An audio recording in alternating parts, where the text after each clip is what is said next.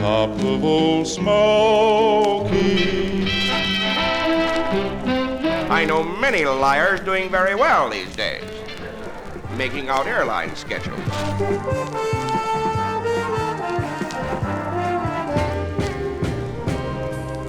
Mr. Bojangles, a date which will live in infamy. C'è la luna, mezza mare, mamma mia, mi maradare. How long have you been in the cake business, Mr. Proudfoot? Long enough to know a crumb when I see one. Time now for Spinning My Dad's Final. Here with all his skips, scratches, and pops is my dad, Frank Vaccarello. Thanks, sweetie, and thank you for tuning into episode 108 of Spinning My Dad's Vinyl. This was an interesting find in my dad's collection. When I saw the word tango, I think I immediately flashed back to one Bond film or another, thinking about the precise movements and the long-stemmed rose in the woman's teeth. So get ready to learn that if you can walk, you can do this dance in volume 108, Tango King.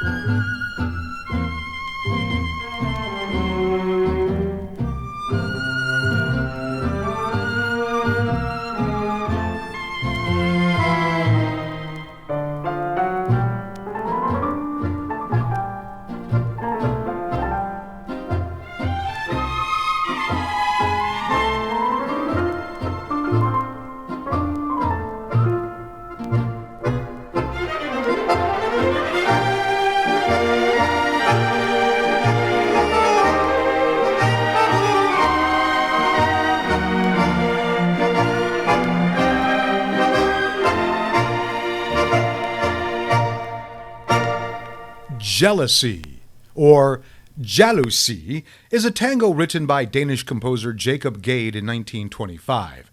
Its full title is Jealousy, Gypsy Tango. I wasn't going to try the Danish version. It soon became popular around the world and is today a classic in the modern songbook. Okay, why this record for this episode?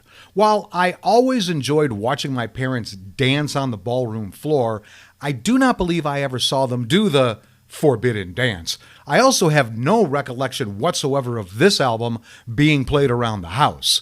But that doesn't mean they didn't do the dance, and that doesn't mean they didn't play this record.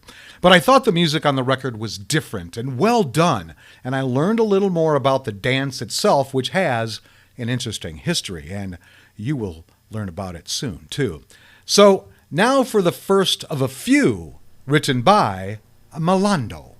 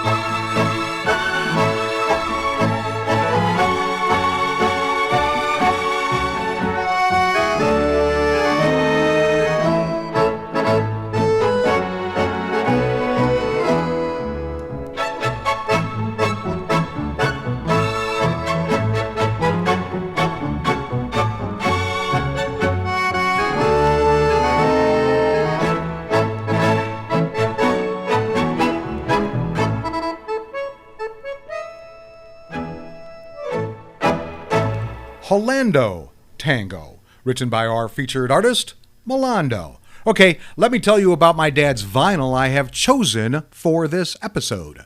Malando, King of the Tango, on the Philips label, number PHS 600-315. It's a vinyl LP album format, released in the U.S. in 1969. Its genre is folk, world, and country. We will hear 7 of the 12 songs on this album. Now, there are a lot of liner notes, so I will edit them. Malando, though the word sounds Spanish, is as Dutch as the tulips of Holland. No one knows, least of all himself, why Ari Masland Malando should have taken to Latin American music so completely and successfully. The Malando Orchestra was formed in 1939, and in the years following, gained international fame for tangos and rumbas. Malando and his orchestra have toured extensively throughout Europe and recorded over 200 dance albums. Regarded as the most outstanding tango composer in the world, Malando adds a special touch to every melody. Many of his tangos are slower than those of Latin America, and this seems to have a special appeal. His strength lies in his having made millions of people Latin American-minded by suiting that type of music to their own taste, admitting them to the exciting world of Latin rhythms which they might otherwise have never entered. Okay, let's see what prices this record is being sold at on Discogs.com. It's only ever been sold once on that website, February 18th, 2021, for only 99 cents. It wasn't given a very high rating on that site. eBay had low-priced copies, but were sold out except for the one asking for $25. Amazon had 2 copies, one for $20, the other for $149. I don't know what makes them that valuable. My dad's vinyl is in fair to really poor condition. While it seems pretty clean in most places, there is one song that has a pretty nasty skip. The cover will have to be called poor because it is a cutout. That's one of those found in a record store bargain bin. One corner got a little crushed, probably coming in and out of those stacks. But the image of the woman with the long stem rose sticking out of her mouth is still pretty sharp. And we'll learn about that rose in this episode's interesting side note. So I will value my dad's vinyl at 50 cents. And now, onto the dream.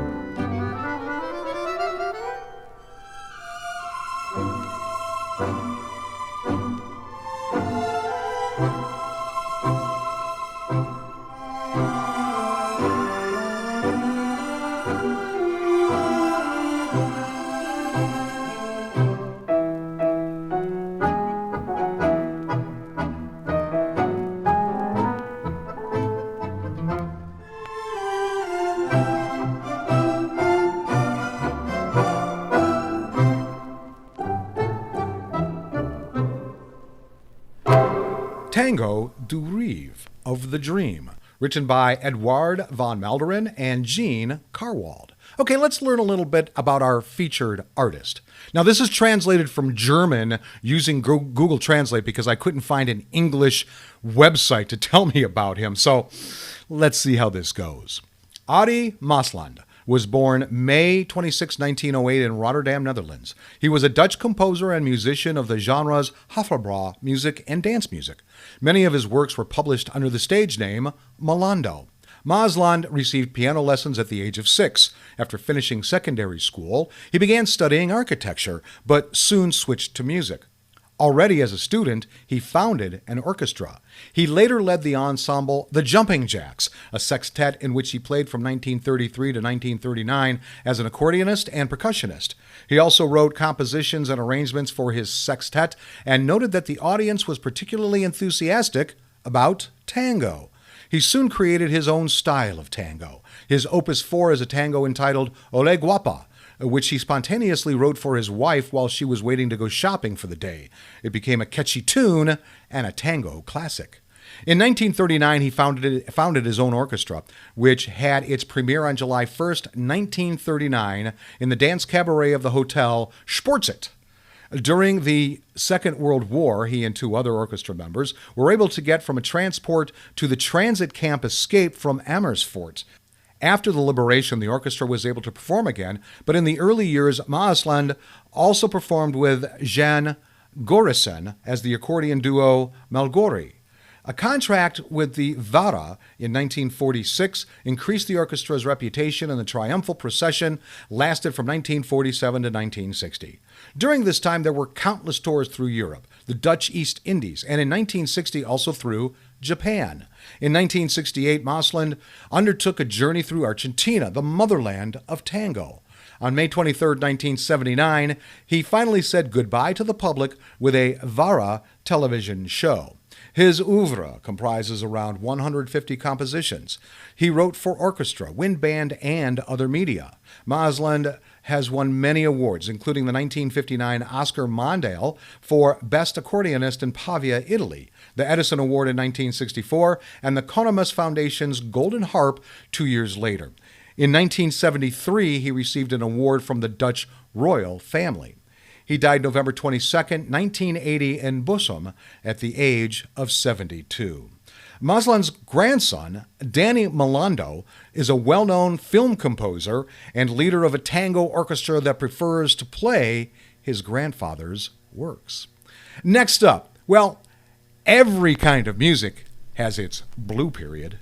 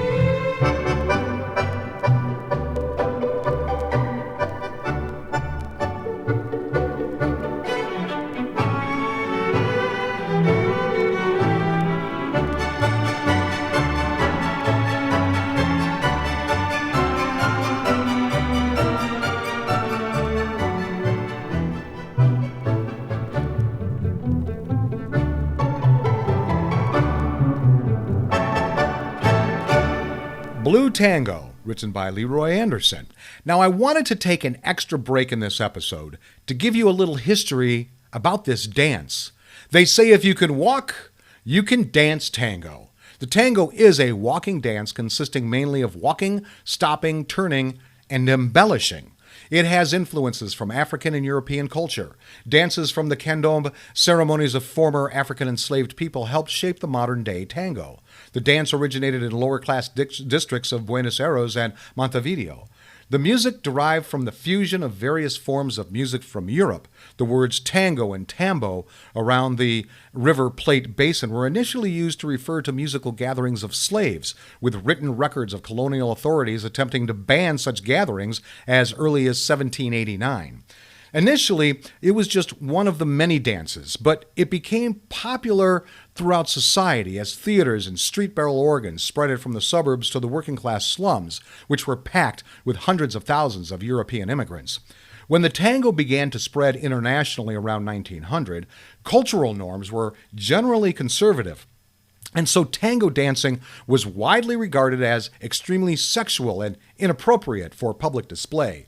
This led to a phenomenon of cultural shock because the combination of African, Native American, and European cultural influences in tango was new and unusual to most of the Western world. Towards the end of 1913, it hit New York City. Tango music was sometimes played, but at a rather fast tempo. Instructors of the period would sometimes refer to this as a North American tango versus the so-called Argentine tango. The tango was controversial because of its perceived sexual overtones, and by the end of 1913, the dance teachers who had introduced the dance to Paris were banished from the city. Then, during 1920 and 1921, the tango reached its final form when 3 conferences were held to bring the elite of Europe's dancing teachers to London to standardize tango steps and patterns in accordance with British views, which is why it's also known as the Forbidden Dance.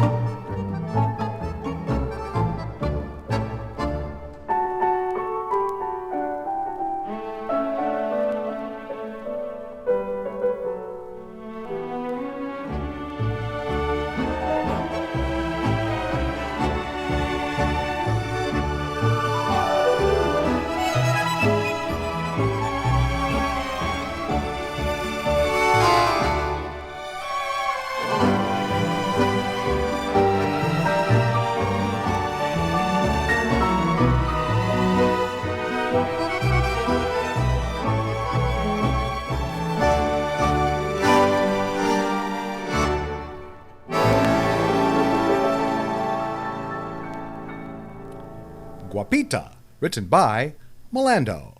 Time now for this episode's interesting side note, and it has to do with why the tango is connected with a rose in the mouth.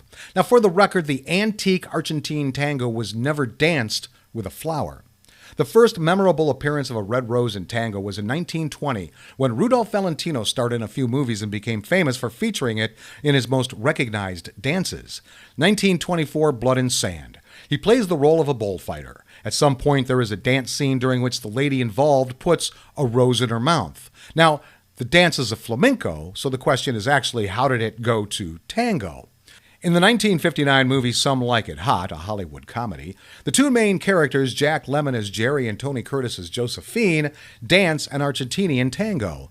The scene shows a white rose first pinned on the dress of Josephine. Later, she has it between her teeth, and subsequently, Jerry takes it between his teeth. The tango later evolves more to a flamenco. But the tone is set. Tango dance and a flower between your teeth is forever linked with each other.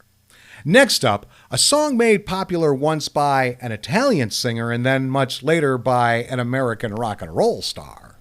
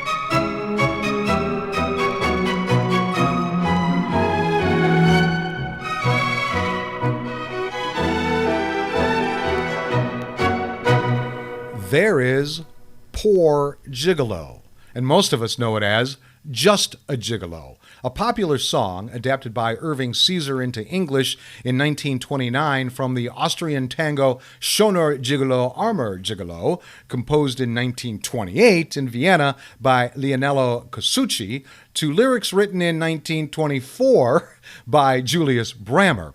And of course, I've played the popular Louis Prima version on this show, and most of you are familiar with the 1985 version from David Lee Roth. Well, I hope you enjoyed this episode as much as I enjoyed bringing it to you. I even enjoyed this episode more than I thought I would. Hey, I can't like everything my dad has in his collection, but I thought it was good enough to feature. Plus, when a type of music is this old and has this many influences, I always find it interesting, along with the societal problems once again blamed on the music. I can only imagine if my parents did do the tango, what my mom would have looked like with a rose in her mouth as she moved on the dance floor. Of course, roses were her favorite flowers. All right, let's finish with a song Malando wrote for his Japanese tour.